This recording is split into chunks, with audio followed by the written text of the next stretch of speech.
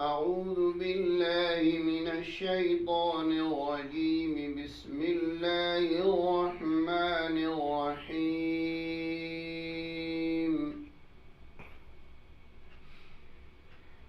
وقال الذي اشتراه من مصر لامرأته أكرمي مثواه عسى أن ينفعنا أو نتخذه ولدا وكذلك مكنا ليوسف في الأرض ولنعلمه من تأويل الأحاديث والله غالب على أمره ولكن أكثر الناس لا يعلمون.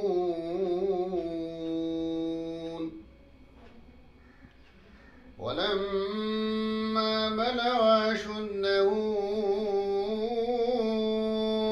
آتيناه حكما وعلما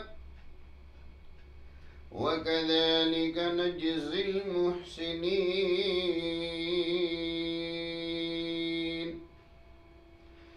وراودته التي هو في بيتها عن نفسه وغلقت الأبواب وقالت هيت لك قال معاذ الله إنه ربي أحسن مثواي إنه لا يفلح الظالمون.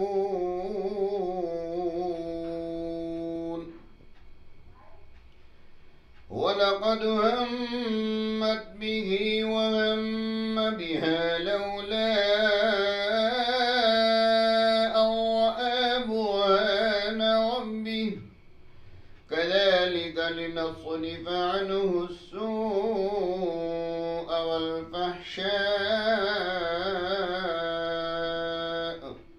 إنه من عبادنا المخلصين.